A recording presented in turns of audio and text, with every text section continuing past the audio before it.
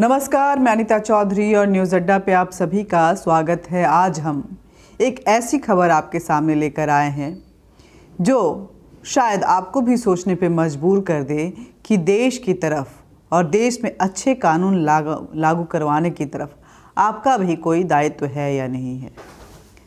Advocate Ashwini Upadhyay ji संविधान कथा का एक मुहिम छेड़ने जा रहे हैं। आपने सुना होगा राम कथा, पुराण कथा, महाभारत कथा, कृष्ण कथा, ये सारी चीज़ें हम सुनते रहते हैं हमारे लिए, लेकिन संविधान जो कि हमें अपने देश में किस तरह से जीना है और हमारे संविधान हमको क्या क्या अधिकार दिए हुए हैं, इन संविधानों के आधार पे क्या सरकार और कानून और हमारी न्यायपालिका काम कर रही है कि नहीं कर रही है, और क्या हमसे कोई लुका छिपी वाला गेम तो नहीं खेला जा रहा है। इस तुष्टीकरण की राजनीति में कहीं हमारे अधिकार, मौलिक अधिकार जो हैं वो गलत तरीके से हमारे सामने तो नहीं परोसे जा रहे हैं। इसी को लेकर के संविधान कथा का एक मुहिम छेड़ा जा रहा है अश्विनी उपाध्याय की तरफ से। आप देखिए वो क्या बोल रहे हैं, और अगर आप भी अपने क्षेत्र में लोगों को अपने संविधान की तरफ जागरूक रखना चाहते हैं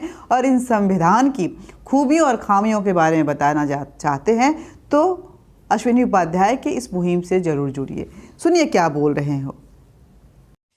नोट तंत्र, लूट तंत्र और भीड़ तंत्र, इसको बरकरार रखने के लिए ही अंग्रेजी कानूनों को बदला नहीं गया।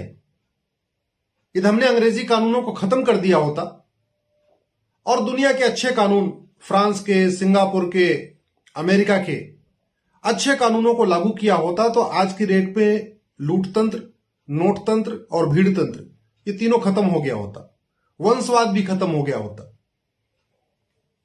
इसी तरीके से तुष्टीकरण की राजनीति चलती रहे, हिंदू मुस्लिम का झगड़ा चलता रहे, पारसी ईसाई का झगड़ा चलता रहे, अलगाववाद, कट्टरवाद चलता रहे, मजहबी उन्माद बढ़ता रहे, इसलिए संविधान को 100% लागू नहीं किया गया। 20% संविधान बचा हुआ है। तो हमारी व्यवस्था अंग्रेजी कानून से चल रही है और संविधान को 100% लागू नहीं किया। साथियों, ये बात सबको नहीं पता, आम जनता को नहीं पता, हमारे युवा साथियों को नहीं पता, इसलिए हमने तय किया है अब हम पूरे देश में संविधान कथा करेंगे। जैसे भगवान राम की कथा होती है, भागवत कथा होती है, भगवान कृष्ण की कथा होती है, उसी तरीके से हम देश के सभी जिलों में जाके संविधान कथा करेंगे और हम बताएंगे कि ये अंग्रेजी कानून किस लिए बनाए गए थे, इनको लागू रहने से क्या समस्या है और ये क्यों बदले नहीं गए।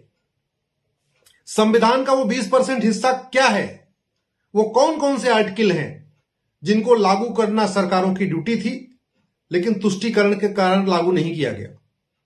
हम उन संविधान के आर्टिकल्स के बारे में बताएंगे कि उनको लागू किसी और तरीके से करना था, लागू किया किसी और काम के लिए। साथियों, यदि आप अपने क्षेत्र में संविधान कथा करना चाहते हैं तो आप तैयारी करिए।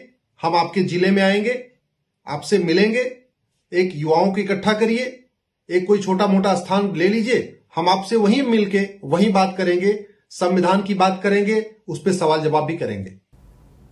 तो सुना आपने कि घटिया कानून जो है वो सबसे बड़ा जो रोड़ा है हमारे देश के हर तरफ के विकास को रोकने के लिए, चहुंदिशी विकास जो है वो हो सकता है। बस ज़रूरत है संविधान को 100% लागू करवाने की, और जो घटिया संविधान में जो अंग्रेज़ों के ज़माने के कानून हैं उनको निरस्त करने के लिए हम बताते हैं कि किस तरह से जो हमारे मौलिक अधिकारों को लेकर के बार बार कोर्ट में PIL डाली जाती है, उसको आड़े बना करके एक गलत तुष्टीकरण वाली राजनीति जो है की जाती है और अपने अपने तरीकों से उसको हथियार बना के उसको आजमाया जाता है, उसको इस्तेमाल किया जाता है। लेकिन क्या कहते हैं हमारे ये मौलिक अधिकार, जिसमें हम फंडामेंटल राइट्स कहते हैं, फ्रीडम ऑफ स्पीच कहते हैं, हमारे फ्रीडम ऑफ एक्सप्रेशन कहते हैं, राइट टू एक्सप्रेस कहते हैं, राइट टू लीव कहते हैं, ये क्या बताता है और क्या हमारे सामने परोसा जाता है, उसको किस तरह से मिस इंटरप्रेट करके गलत तरीके से उसको परिभाषित करके हमारे सामने रखा जाता है और हमें गुमराह किया जाता है। अब देखिए, संविधान की शपथ लेने वाले ही संविधान की धज्जियाँ उड़ा रहे हैं, क्योंकि जब चाहे वो जुडिशियरी हो, चाहे वो नेता हों, राजनीतिक दल हों, जब जीत कर आते हैं और पार्लियामेंट में जाते हैं, चाहे अपने जुडिशियल सिस्टम में जाते हैं, तो वो संविधान की ही शपथ लेते हैं। लेकिन क्या वो संविधान घर घर तक पहुंचा पाते हैं और उसके सही इंटरप्रिटेशन को लोगों के सामने रख पाते हैं? इन त्रुटियों को ख़त्म करने की कोई मुहिम छेड़ पाते हैं? शायद अभी तक नहीं छेड़ा गया है। यही वजह है कि हम अंग्रेज़ों से तो आज़ाद हो चुके हैं, उनकी गुलामी से मुक्त हो चुके हैं, लेकिन उनके बनाए कानून के शिकंजे में अभी भी हम हैं, उस कानून के गुलाम अभी भी हम हैं और उससे हमें मुक्ति नहीं मिली है। देखिए, आर्टिकल 14 क्या कहता है? आर्टिकल 14 कहता है कि विश्व का सर्वोत्तम कानून बनाओ और देश में समान कर संहिता, समान दंड संहिता, समान श्रम संहिता, समान पुलिस संहिता, समान न्यायिक संहिता और समान प्रशासनिक संहिता लागू करो। लेकिन हमारे यहाँ क्या होता है? क्या ये समान तरीके से हमारे समाज पे लागू हो पाता है? कभी जात के नाम पे, कभी धर्म के नाम पे, कभी मिस इंटरप्रिटेशन का इस्तेमाल करते हुए कहीं ना कहीं किसी वर्ग को टारगेट किया जाता है। कभी वो वोट बैंक की राजनीति होती है, तो कभी पब्लिसिटी स्टंट। लेकिन उसको जिस तरह से संविधान में आर्टिकल 14 को परिभाषित किया गया है, उस तरह से लागू नहीं किया जाता है। अब अच्छा, आर्टिकल 15 क्या कहता है? आर्टिकल 15 कहता है कि जाति, धर्म, भाषा, क्षेत्र और लिंग के आधार पर भेदभाव खत्म करो। लेकिन सरकारें क्या करती हैं? राजनीतिक दलें क्या करती हैं? और हमारा समाज उसमें किस तरह से बढ़ जाता है? जाति, धर्म, भाषा, क्षेत्र और लिंग के आधार पर नियम, कानून और योजनाएं जो हैं वो धड़ल्ले से बन रही हैं ताकि वोट बैंक सुरक्षित रहे। इन कानूनों को बदलना बेहद ज़रूरी है, या यूँ कहें कि इनको सही तरीके से परिभाषित करना बेहद ज़रूरी है। ये फंडामेंटल राइट, ये जो आर्टिकल्स हैं जो हमें कुछ अधिकार दिए हुए हैं, उन अधिकारों को समान तरीके से वितरित किया जाए समाज में, ये बेहद ज़रूरी है। आर्टिकल 16 कहता है कि नौकरियों और प्रतियोगी परीक्षाओं में सभी युवाओं को समान अवसर दिया जाना चाहिए, यानी कि 12वीं तक की समान शिक्षा, एक देश एक शिक्षा बोर्ड और एक देश का पाठ्यक्रम जो है वो लागू होना चाहिए। लेकिन है क्या? हम सभी जानते हैं, और समान अवसर युवाओं को कितना मिल रहा है ये हम सभी जानते हैं। ये तुष्टीकरण की राजनीति में युवा किस तरह से पिस रहे हैं और क्वालिटी किस तरह से मर रही है, लोगों की योग्यताएं जो हैं वो किस तरह से उदास हो रही है, और योग्यताओं की तरफ जो उदासीनता है वो किस तरह से समाज को और दिन ब दिन नीचा गिराता जा रहा है, उसके भुक्तभोगी हम सभी हैं। आर्टिकल 21 कहता है कि काला धन, भ्रष्टाचार, हवाला, तस्करी और अन्य अपराध की जड़ को समाप्त करने के लिए विश्व का सबसे कठोर और प्रभावी कानून बनाओ। लेकिन होता क्या है? न संसद में चर्चा होती है, न विधानसभा में चर्चा होती है इन कठोर कानूनों को लेकर के, और खुदा न खास्ता अगर कोई सरकार इस तरह के कानून लागू करने को राजी होती है तो विपक्षी दलों की तरफ से सियासत इतनी तेज हो जाती है कि सड़कों पे नरसंहार नज़र आता है और वो दंगों में कब तब्दील हो जाता है हम समझ भी नहीं पाते हैं, और समाज कितने फाड़ों में बंट जाता है इसके हम साक्षी बन जाते हैं। आर्टिकल 25 कहता है कि काला जादू, अंधविश्वास और साम दाम दंड भेद द्वारा धर्मांतरण समाप्त होना चाहिए। धर्मांतरण के लिए कोई भी गुंजाइश नहीं है अगर वो गलत तरीके से किया जा रहा हो और बरगला के किया जा रहा हो, जादू टोना अंधविश्वास के ज़रिए किया जा रहा हो, या एक मिस इंटरप्रिटेशन करके उसको बरगलाया जा रहा हो। लेकिन काला जादू, अंधविश्वास और धर्मांतरण नियंत्रण कानून को लेकर के क्या चल रहा है, किस तरह की उदासीनता है, और सरकारें राजनीति के लिए तो इस पे बात करती है लेकिन कितने ड्राफ्ट अब तक इस पे तैयार हो पाए हैं वो हम सभी जानते हैं। आर्टिकल 26 कहता है कि सभी भारतीयों का धार्मिक अधिकार एक समान है, लेकिन एक समान धर्मस्थल संहिता लागू करो। लेकिन होता क्या है, सरकार 4 लाख मठ मंदिरों में से 1 लाख करोड़ चढ़ावा ले रही है। ये मंदिरों का हाल है कि मंदिरों पे तो सरकार का कब्जा है, लेकिन ना किसी मस्जिद पे, न दरगाह पे, न चर्च पे, न गुरुद्वारों पे, इन सभी पे सरकार नज़र उठा के देखने की हिम्मत भी नहीं करती है। डर लगता है उनको कि कहीं फसाद न खड़ा हो जाए। अगर इन सभी पे सरकार का कब्जा नहीं है तो आखिर मंदिरों पे ही क्यों? शायद आपको नहीं पता होगा कि ये अंग्रेज़ों की एक रणनीति थी, मंदिरों के पे कब्जा सरकार का हो, ताकि जो न धर्म का प्रसार हो, न वो स्वच्छंदता और स्वतंत्रता हो, और साथ ही जो पैसे आए वो सरकारी खाते में जाएं। अंग्रेज़ों का ये कानून आज तक बदस्तूर चला आ रहा है। समाज को बांटने का भी ये नियम था। उन्होंने मुसलमानों को और जो बाकी जो अन्य पंथ थे उनको छूट दे रखी थी, और हिंदुओं को, क्योंकि हिंदू सबसे मजबूत जो है समाज था, वो लड़ाका समाज था, अंग्रेज़ों को शिकस्त दे रहा था, तो उन्होंने उनके धर्मस्थलों पे कब्जा करना शुरू कर दिया था, और वो कब्जा जो है अभी तक बना हुआ है।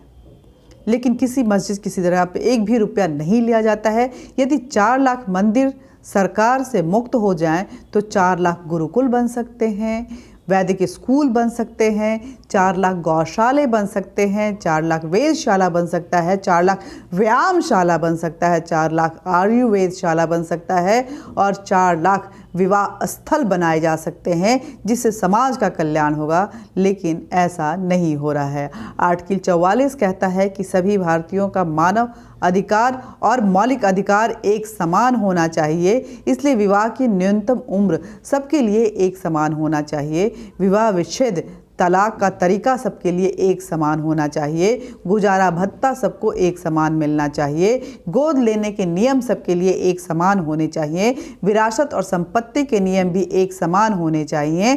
लेकिन आज तक ना तो इस पे कोई चर्चा हुई है और ना ही कोई इस पे आवाज़ उठाने की कोशिश करता है। ना तो समान हमारे यहाँ नागरिक संहिता का एक ड्राफ्ट बनाया गया, और ना ही संसद विधानसभा में इसको लेकर के चर्चा होती है। केवल और केवल इन मुद्दों पे राजनीति होती है, और उन मुद्दों के, उस राजनीति के बीच में कहीं ना कहीं हिंदुओं का मुद्दा जो है वो विलीन होता हुआ नज़र आता है। उस पे चूँ शब्द बोलने के लिए कोई भी तैयार नहीं होता है, और गलती से अगर कोई बोल देता है तो वहाँ मानवता जो है वो खतरे में आ जाती है। जो देश सेकुलर हो उसको राजनेता बहुसंख्यक और अल्पसंख्यक में बांटते हैं। भला कोई सेकुलर देश में इन 2 शब्दों की ज़रूरत ही क्यों हो? क्योंकि देश तो सेकुलर है, धर्मनिरपेक्ष है। तो इस धर्मनिरपेक्ष देश में ये अल्पसंख्यक बहुसंख्यक धर्म के आधार पर क्यों बनाए जाते हैं? क्यों बनाया गया? किसने बनाया? और इसकी क्या ज़रूरत है? कानून और जुडिशरी भी इसको क्यों मानता है? आज तक मेरे समझ में नहीं आ पाया। आर्टिकल 47 कहता है कि नशा मुक्त भारत होना चाहिए, शराब मुक्त राष्ट्र घोषित होना चाहिए। लेकिन गांव मोहल्लों में, और हम देख रहे हैं कि हमारे केजरीवाल साहब किस तरह से प्राइवेट टेंडर्स जो हैं शराबों के बांट रहे हैं, ताकि युवा नशाग्रस्त होते जाएं, और युवाओं की मानसिक स्थिति को देखते हुए वो उस पर केजरीवाल जैसे राजनेताओं का कब्जा हो, और उनकी राजनीतिक रोटियां जो हैं वो सिकती रहें। आर्टिकल 48 कहता है कि गौवंश का संरक्षण करो, गौ हत्या पर प्रतिबंध करो। लेकिन हो क्या रहा है हम सभी देख रहे हैं। आर्टिकल 51A कहता है कि कुरीतियों और कुप्रथाओं को खत्म करो, नागरिकों में वैज्ञानिक सोच विकसित करो। लेकिन कितनी कुरीतियाँ इस समाज में फैल रही हैं, कितनी कुप्रथाएं जो हैं अभी भी बरकरार हैं, और उसको लेकर के न कानून सजग है, न समाज, और न ही हमारी जुडिशरी, और न राजनेता। हर कोई चुप्पी साधे हुए है। आर्टिकल 312A कहता है, 312A का कहना है कि जजों की नियुक्ति के लिए राष्ट्रीय स्तर पर इंडियन जुडिशियल सर्विस परीक्षा शुरू होनी चाहिए। लेकिन होता क्या है, जज की नियुक्ति जज करता है और जुडिशियरी में वंशवाद भी एक परंपरा है। नियमों के तहत आर्टिकल 351 कहता है कि हिंदी और संस्कृति भाषा का प्रचार प्रसार होना चाहिए। सभी भारतीयों को हिंदी और संस्कृति पढ़ना लिखना आना चाहिए। लेकिन हम हिंदी और संस्कृत से बेहद दूर हो चुके हैं और हमारे आम जीवन पे, हमारे रोज़मर्रा की ज़िंदगी पे, हमारे रूटीन लाइफ में अंग्रेजी जो है उसका बहुत पुरजोर तरीके से वर्चस्व हो चुका है। तो इन सभी बातों को ध्यान रखना है, याद रखना है, और क्योंकि इसके और भी नियम कानून तह तक जानने हैं, इसलिए इन संविधान गाथा को आपके लिए प्रचार प्रसार करना भी ज़रूरी है। संविधान गाथा जो होने जा रहा है, जिसको अश्विनी उपाध्याय जी कर रहे हैं, उसके इस मुहिम में आपका शामिल होना भी कहीं ना कहीं सामाजिक दायित्व है, आपका अपना अधिकार है, और इस अधिकार के तहत आप अपने समाज के लिए कुछ कर पाएँ, उनको अपने कानूनों से अवगत कर पाएँ, उनको अपने अधिकारों से अवगत कर पाएँ, उनको जो गलत तरीके से परिभाषित की गई हैं कानूनें और संविधान को जिस तरह से यहाँ पे मिस इंटरप्रेट किया जाता है, उससे अवगत कराना बेहद ज़रूरी है। इसलिए इस मुहिम में आप अपनी भागीदारी ज़रूर निभाएं और संविधान गाथा का एक भाग जो है आप भी बने। नमस्कार, जय हिंद, जय भारत। वीडियो अगर आपको अच्छा लगा तो हमारे चैनल को सब्सक्राइब कीजिए, लाइक कीजिए, शेयर कीजिए और बेल बटन दबाइए ताकि आप तक नोटिफिकेशन पहुंचता रहे। अपने विचार ज़रूर साझा कीजिए कमेंट बॉक्स में। नमस्ते।